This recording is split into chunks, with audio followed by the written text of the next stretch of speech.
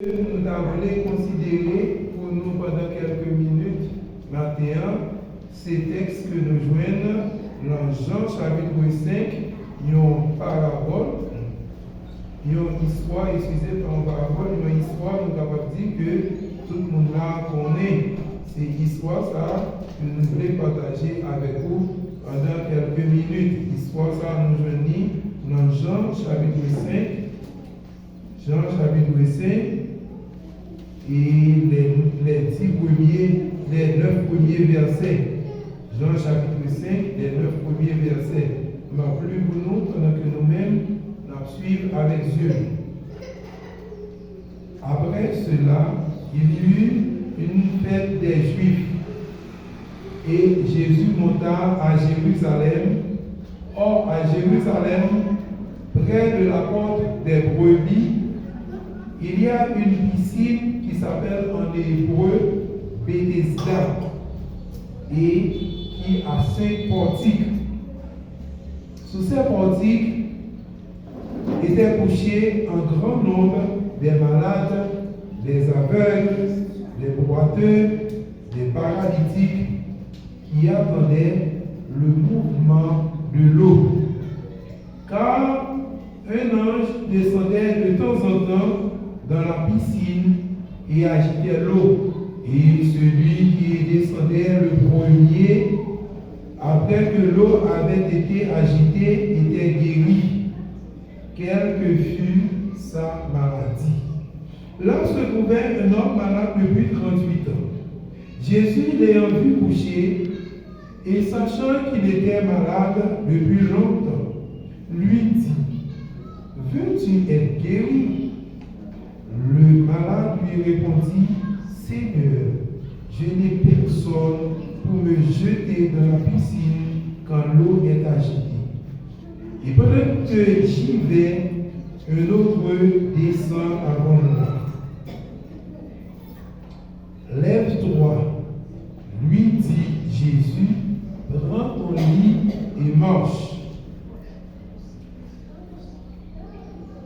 Aussitôt cet homme fut guéri, il prit son lit et marcha. Parole du Seigneur. Lecture ça que nous faisons dans le livre Apôtre Jean sur une histoire que Jean nous dit là qui est bien connue.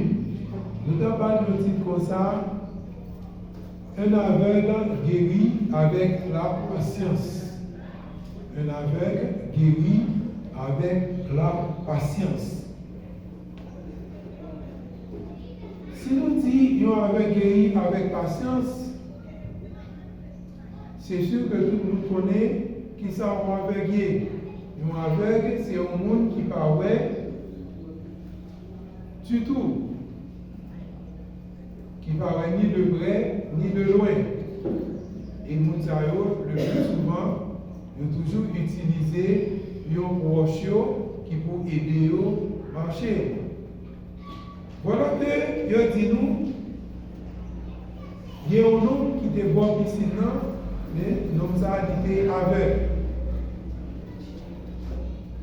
Et nous dit qu'un aveugle guérit avec la patience. Puisque nous dit avec c'est un monde qui parle, et tout le monde connaît, guéri, c'est lorsque vous avez une souffrance, vous avez une maladie, bon Dieu permette ou guérir que à travers docteur ou que à travers médicaments naturels, mais ou guérir ou pas, il y a souffrance ça encore, pas de douleur ça encore, c'est ça nous est guéri. Mais maintenant, et patience, qui ça? Patience liée. Mais je définis patience comme ça. Patience, c'est une capacité que le monde gagne pour supporter, ou bien nous avons dit pour endurer, quel que soit ça qui a arrivé. Ça veut dire qui ça? Lorsque on a souffert en pile, nous dit c'est un monde qui est patient. Il a patience, malgré la souffrir, mais il est toujours venu l'église. Malgré la souffrir, il est toujours à travailler. Ça, c'est un monde qui a en pile patience pour le supporter, pour endurer toute souffrance, ou du moins pour endurer, supporter toute blague, toute observation que la voix se voit. Ça, c'est un monde qui est patient. Et le plus souvent, un monde qui est patient, c'est un monde qui calme. C'est un monde qui, le plus souvent, qui calme. C'est un monde qui doit aimer, énervé, facile, le monde qui est patient. Nous disons un aveugle guéri avec la patience. Nous avons dit, en pile fois, ou bien nous avons posé la question ça, qui ça qui permet un monde souffrir? Qui ça qui a la cause d'un monde souffrir? Peut-être qu'il y a des gens qui sont capables de souffrir par une négligence. Peut-être qu'il y a des gens qui sont capables de souffrir, nous sommes capables de dire, par le fait que n'est pas appliqué des mesures ou des restrictions que doit appliquer. Ça va permettre de souffrir. Mais comme ça, tout, il y a une catégorie de monde, si tu as ça faire souffrir, tu n'as pas besoin de moyens pour répondre. Par exemple, si nous prenons le cas d'un bébé, il y a un bébé qui a souffert. Qui ça fait? Qui fait la souffrance. Et nous prenons des bébés qui sont en souffrance. Et souffrance est vraiment dure pour eux. Et parfois, maman, on criait surtout, les mamans, c'est un nouveau maman. Les petits nous ont commencé à faire mal. Si nous avons crié sans arrêter malgré les médicaments, pour qu'on voit maman, tout ça va nous pousser à crier. Et c'est responsable, nous a dit, pour quelle raison il est obligé de souffrance?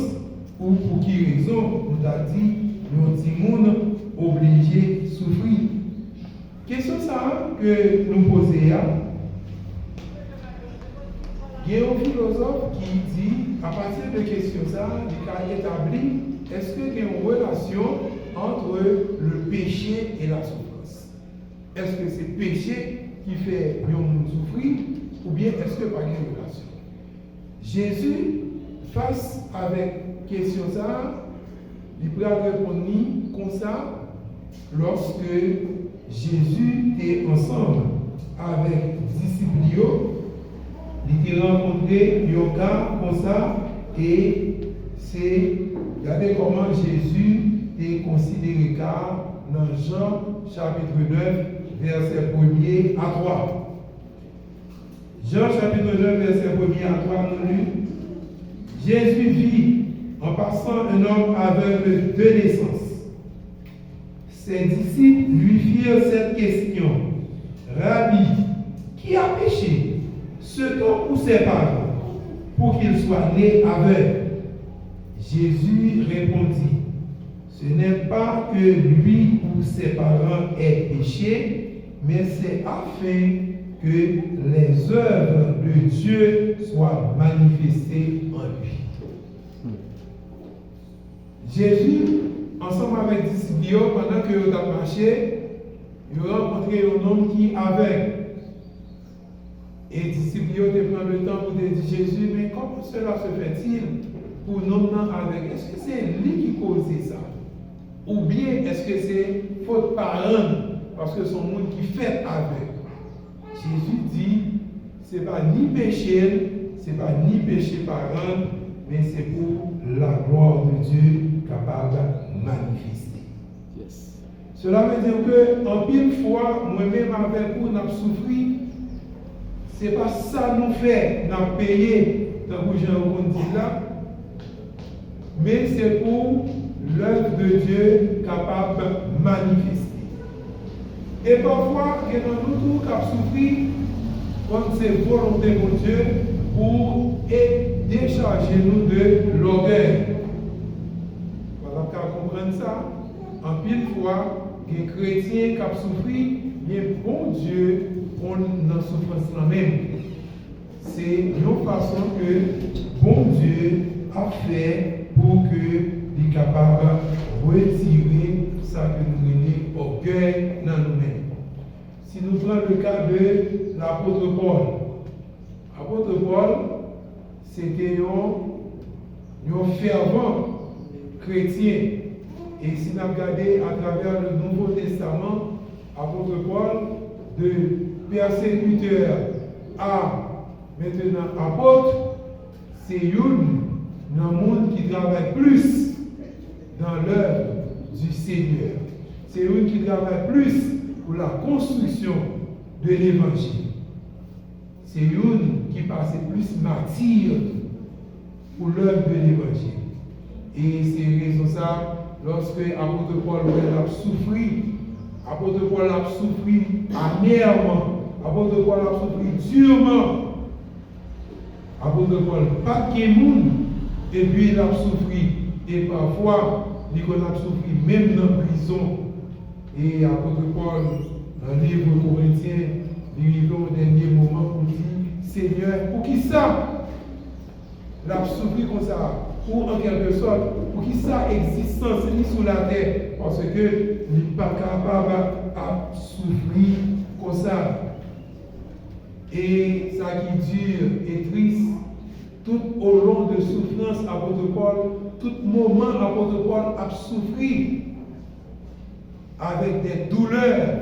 Et puis, il y a l'autre monde qui est malade. Il a fait prendre mouchoir, il a frappé sur l'apôtre Paul et il a mis mouchoir sur tête mouchoir guéri. Par le fait qu'il était contré avec l'apôtre Paul, il a guéri. Or, l'apôtre Paul lui-même est toujours dans la souffrance. Comment cela se fait-il? Est-ce que c'est péché ni?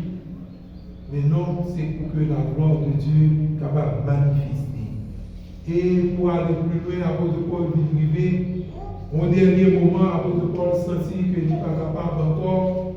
L'apôtre Paul dit, mon Dieu, je ne suis pas capable encore, souffrance là, Dieu pour moi, et me commencer à entrer dans l'âge, je ne pas personne, pas capable encore.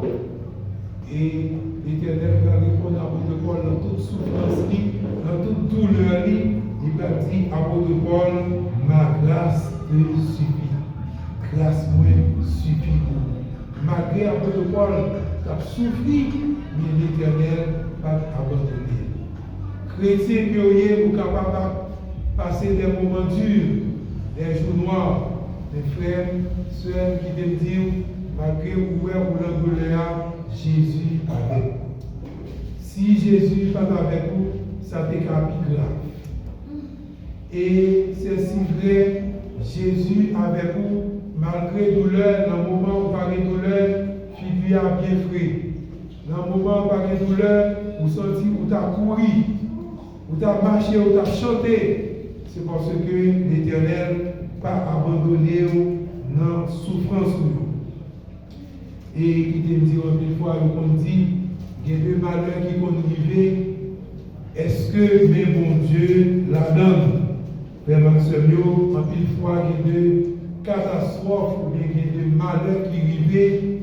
Ce n'est pas forcément la main de Dieu ou ce n'est pas forcément un châtiment que bon Dieu a puni les hommes pour que malheur ça arrive. Par exemple, si nous prenons le cas où nous apprenons l'histoire de ça qui est passé ici au Brésil quelques mois de cela, l'histoire de Porto Alegre et de Rio Grande do Sul. Lorsque nous attendons l'histoire, que tout le monde attendait, d'après dans le journal, comment la situation en pays, le bois, mais il y a un peu de monde qui était commenté comme ça et de joindre un Brésilien qui te dit nous que une raison qu'il faut Rio et Porto Alegre frapper fort comme ça, c'est parce que c'est une partie dans le Brésil qui ne connaît pas Dieu du tout. C'est une partie dans le Brésil côté que Mounio a adoré faux Dieu. Et c'est peut-être genre de catégorie de Mounzao qui était capable d'avancer aux thèses comme ça, pour dire catastrophe naturelle, un châtiment, bon Dieu. Il y a des catastrophes naturelles, des châtiments, pour Dieu, c'est vrai. Mais ce n'est pas toutes les fois catastrophe naturelle, c'est châtiment de la part de Dieu que vous y Jean que nous te dit là, il y a pile fois où ou attristé, il y a pile fois où on souffrir, c'est parce que vous éloignez de bon Dieu. Lorsque vous éloignez de bon Dieu, vous souffrez plus. Lorsque vous pas lu, vous pas attaché, vous pas en communion avec la parole de Dieu, mais ça permet vous souffrir en pile. De ce fait, Frère Maximio, nous avons besoin d'attacher avec la parole de Dieu. Notre piscine, il était 38 ans depuis qu'il était là.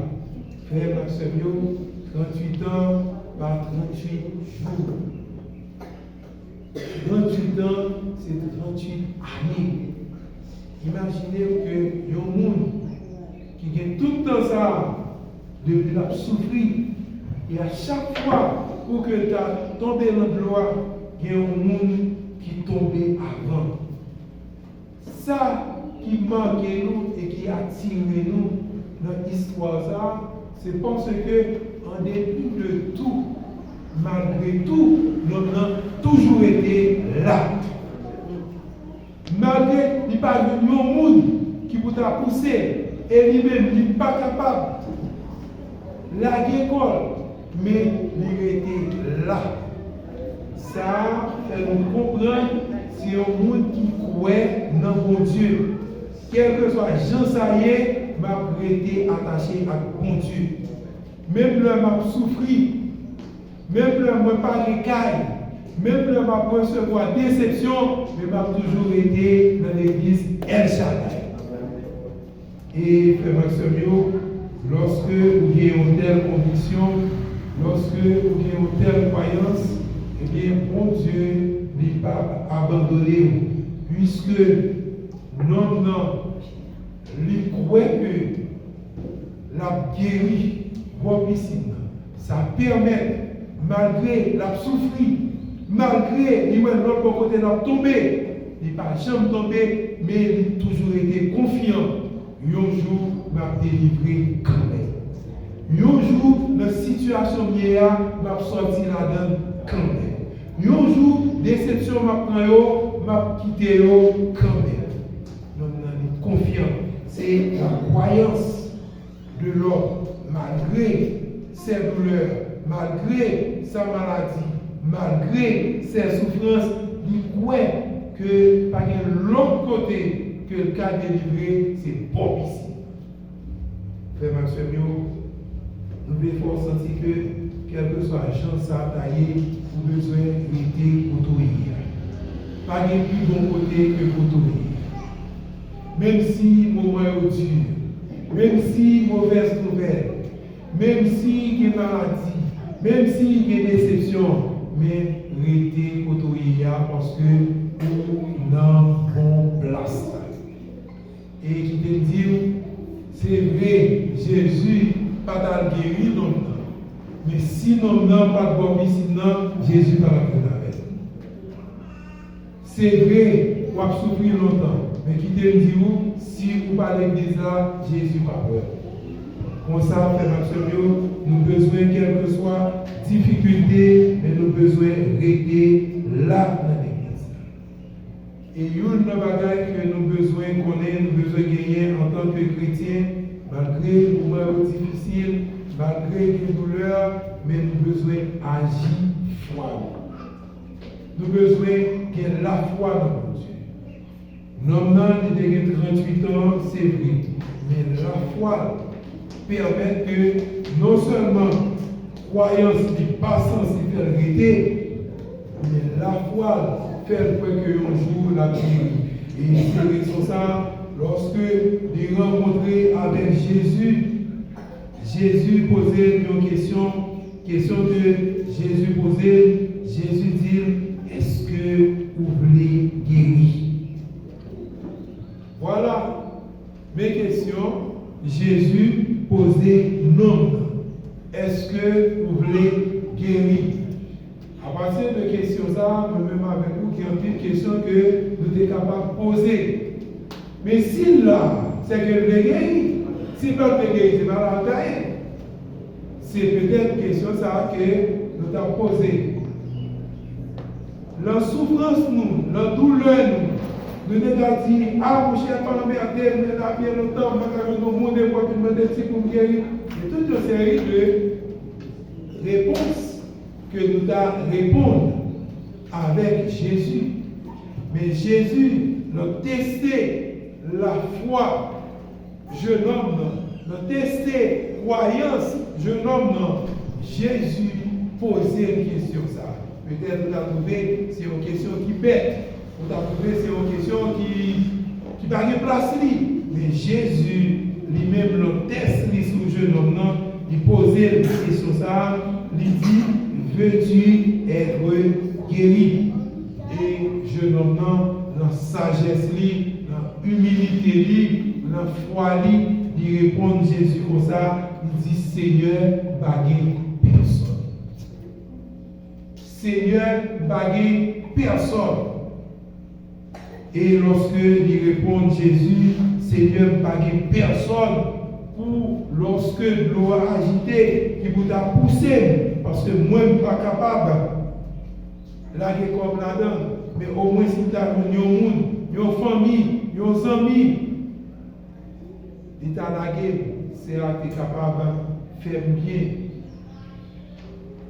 Frère Maxime, gardez les questions Jésus posé non qui déborde ici.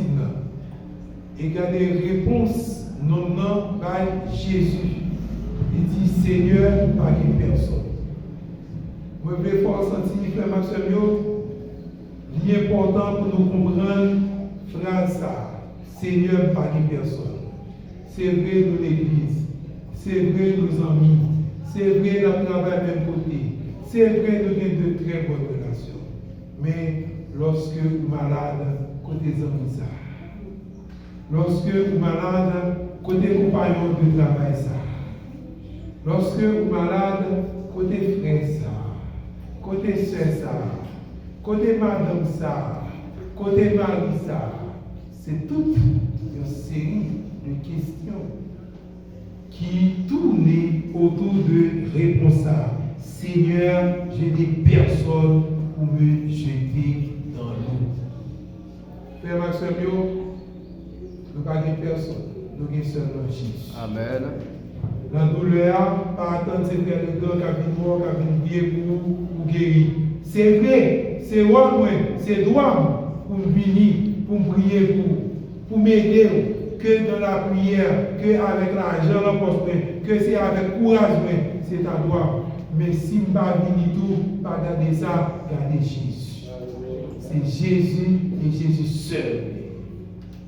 Et c'est ça qui est important avec l'homme. L'homme, pourquoi? Peut-être qu'il y a plus de monde qui t'a aimé mourir. Peut-être qu'il y a plus de monde qui estime que ça c'est embarrassant dans la famille. Peut-être qu'il y a plus de monde qui est capable de penser ou juger. Mais Jésus, dans l'harmonie, dans l'humilité, il paraît que c'est est-ce que vous voulez guérir? Et la réponse de ce jeune homme, Seigneur, baguez personne. Et puisque vous ne baguez personne, lève-toi et marche. Jésus dit, puisque vous ne baguez moun, levez, prenez ta banou. Frère Maxime, notre Seigneur est grand. Notre Seigneur est bon. Bon Dieu, nous en parlé dans cours. Et c'est raison ça, Frère Maxime, quelle que soit la situation, dans le moment que vous retrouvez-vous, comptez sur Jésus et sur Jésus seul. Yes. Pas compter sur frère, pas compter sur leader, pas compter sur amis, pas compter sur proches, mais compter sur Jésus, Jésus seul. Et c'est Jésus qui ne peut jamais abandonner. C'est Jésus qui est capable avec vous dans tous les lieux que vous êtes capable de retrouver. Que les savants, que les accablants, que dans la maladie, que dans la joie, que dans la souffrance, que dans la pauvreté, Jésus est toujours avec. Et c'est ce Jésus-là qui est important, nous voulons partager avec vous, frères et Et ça qui est intéressant, en une fois, nous mettons l'accent sur verset ça, c'est le dernier verset, dans la partie ça qui c'est verset 10, que nous avons aimé faire une courte considération avec vous avant que nous terminions. Le verset 10, ça dit, c'était un jour de sabbat. Les Juifs lui dirent donc à celui qui avait été guéri, c'est le sabbat. Il ne t'est pas permis d'emporter ton lit. Par contre, si nous avons une réaction juive, réaction juive n'est pas différente de la réaction chrétienne de l'Église aujourd'hui. Frère et sœurs, comment nous comprendre que ou bien un frère, ou bien une soeur qui est malade, ou pas loin, et voilà que ou bien guéri, qui peut belle joie, qui peut belle fête pour ta fête, parce que pour voir bon Dieu lever frère ça. Mais en une fois, moi-même avec vous, nous faisons même chose avec Juif. Juif, il n'y a pas regardé combien de temps nous avons fait. Il n'y a pas regardé si c'est juif pareil. Il n'y a pas regardé humain. Il n'y a pas de considération de souffrance. Mais il y a pour que il appliqué la loi sur lui parce que la marché avec un âme un jour sabbat. Et c'est raison ça, frère Maxime, on dit une fois, nous avons dit qui remet, nous avons pensé qui remet, le roi est là. Oui, seul Jésus et Jésus seul. Et de ce fait, frère Maxime, encouragez nous pour que nous gardions la foi dans Jésus, malgré les moments difficiles, malgré épreuves, malgré douleurs, malgré souffrances, mais nous avons besoin de patience et connaître dans quelle que soit la difficulté nous Jésus n'a jamais abandonné nous.